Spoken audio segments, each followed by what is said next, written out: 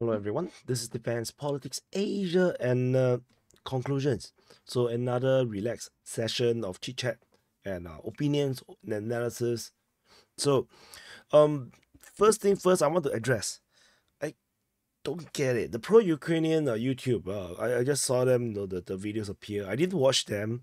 So everybody is so excited about the North Korean army is getting destroyed, in Ukraine somehow, and and even there is even an article saying that there could be even more North Korean troops dying than Russian troops. Like what? Is it what the hell, man? What the hell are they talking about? I've seen no credible information and sources that talk about no North Koreans appearing at the front line at all. And there's no reasons to do that.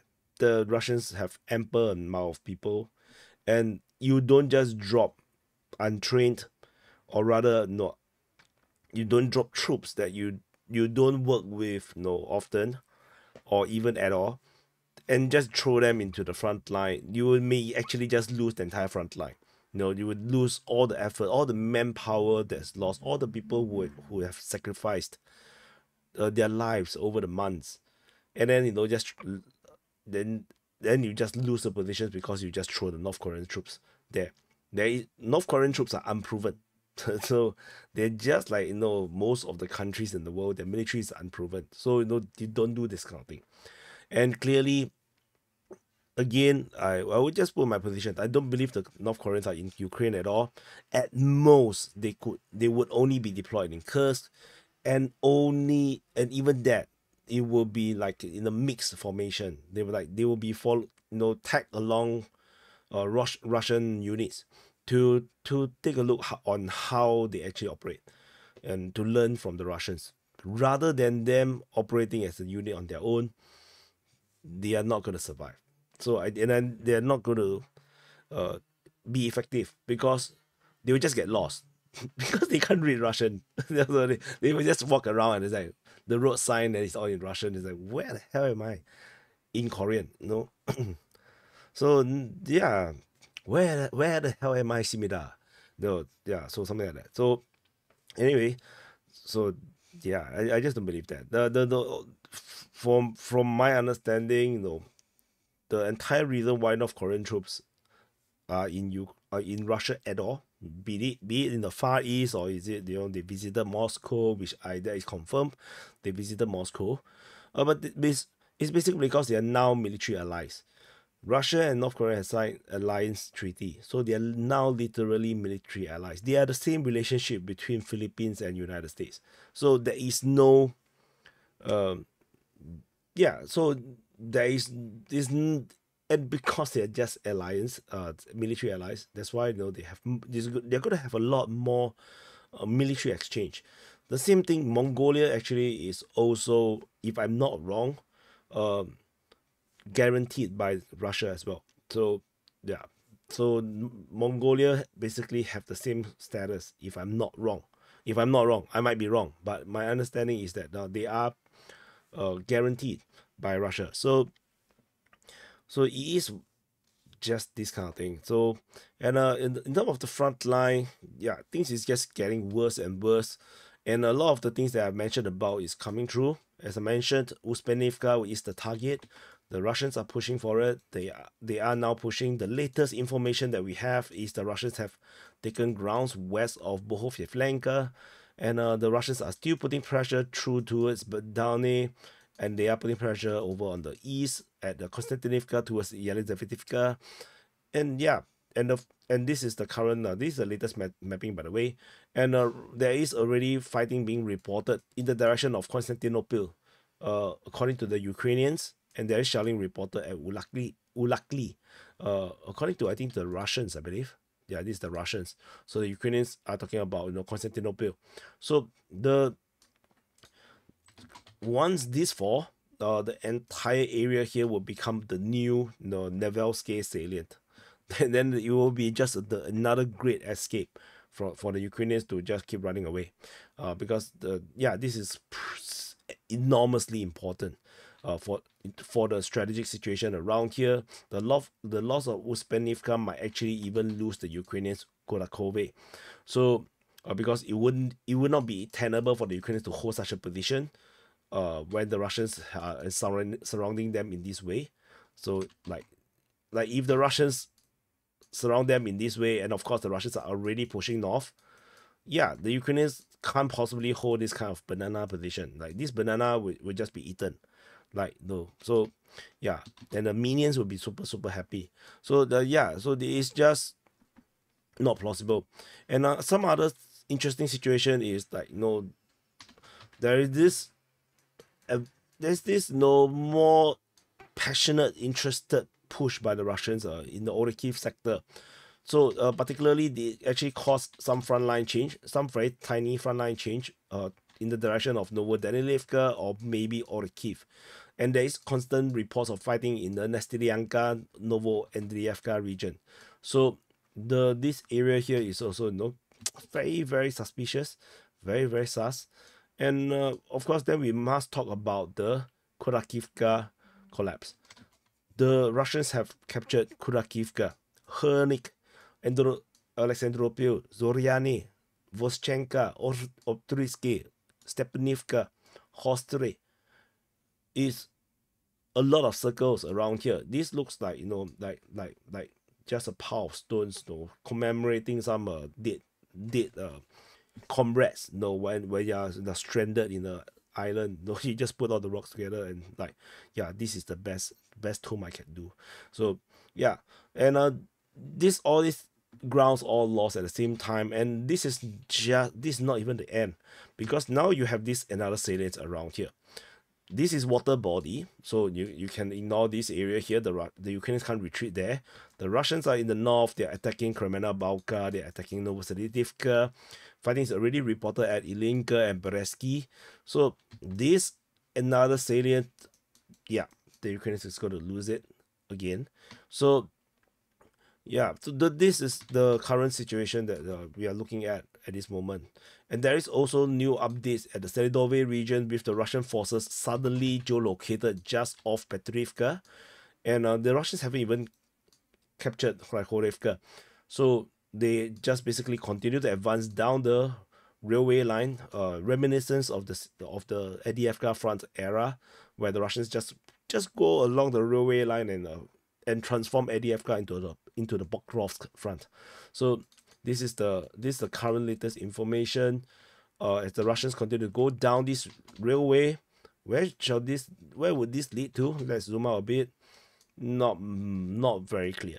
So this is gonna go down, and we have Pokrovsk over around here. Russians are attacking Lysivka. No, they're attacking Monokhrad. Yeah, this direction is a bit unclear. Maybe this is a big arrow flanking movement to the rear position of Pokrovsk to eliminate this highway, because there is a highway that Ukrainians can use that links Zaporizhia to Pokrovsk. So this could be it.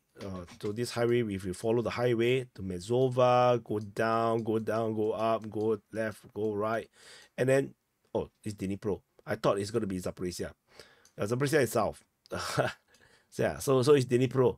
So, but it does lead to Zaporizhia if you actually go south after Bruchune. So yeah. So because if you want to capture Pokrov, the best way is just to do this pincer.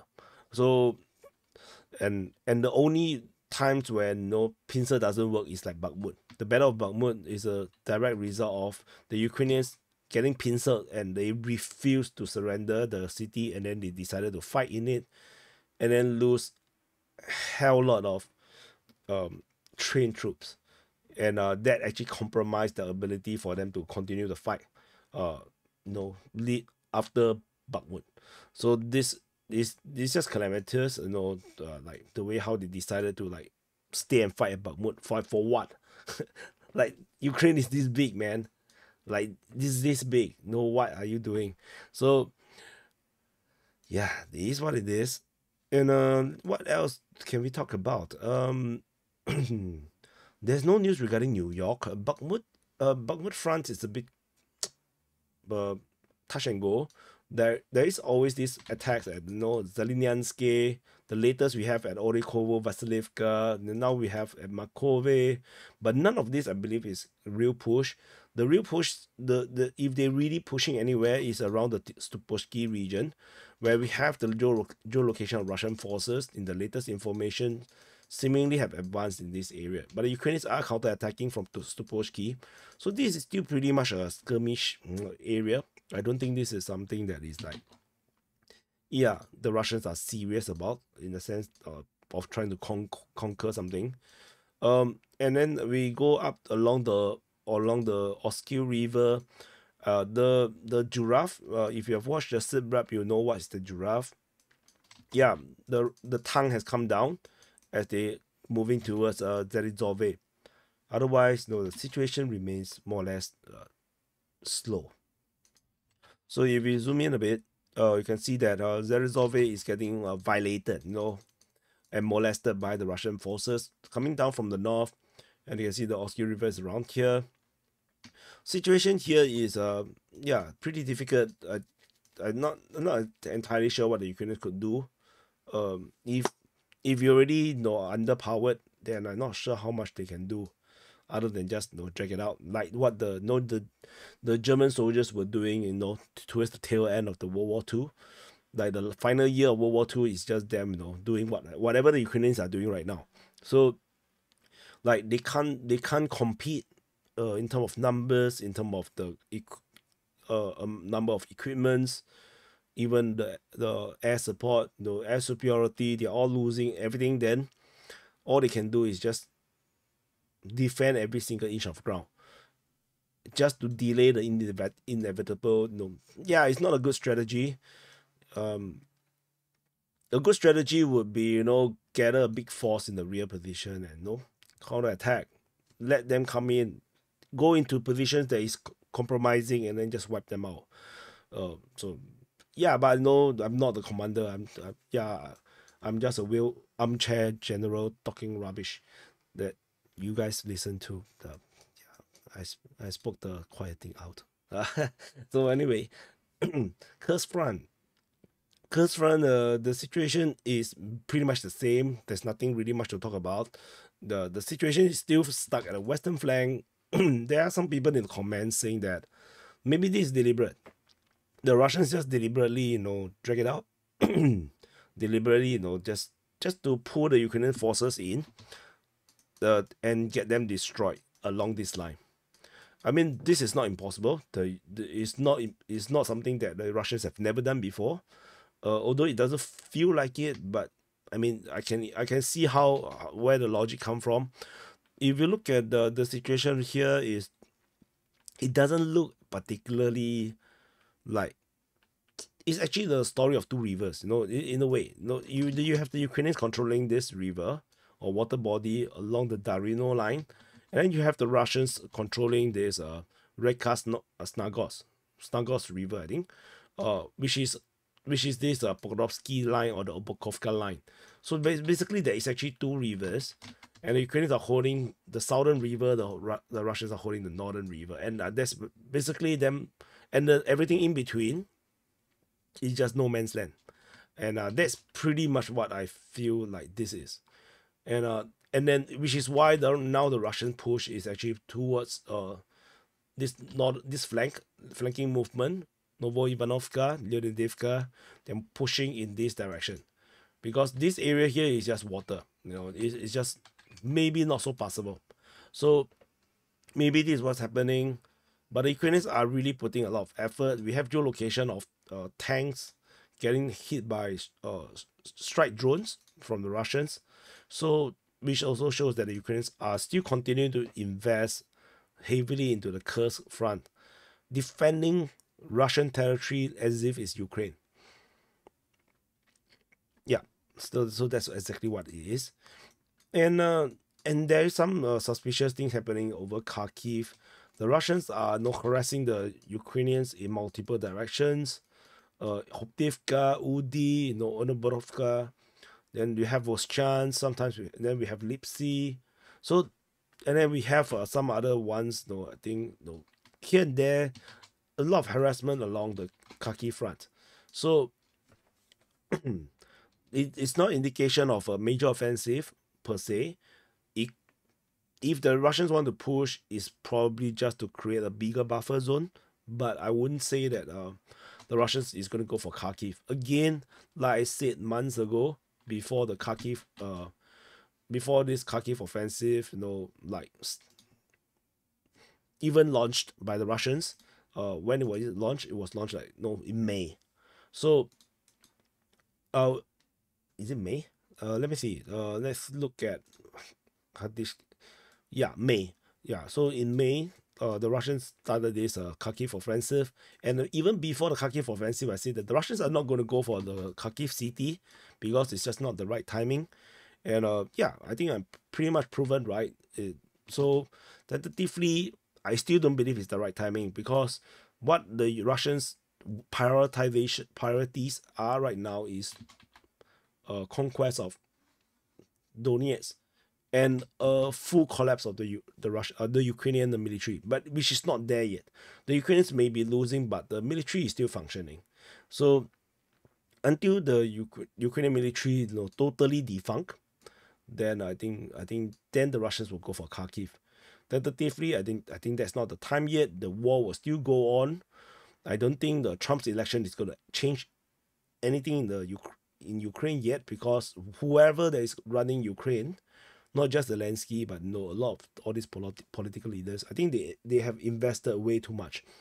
They have committed way too much into this war. I don't think they can just surrender or sign a peace agreement. They are all going to get assassinated. So because so many people have died, a lot of people is angry. So anyway, this is the conclusions. So thank you for watching. Press the like button, subscribe, and I'll see you guys in the next update.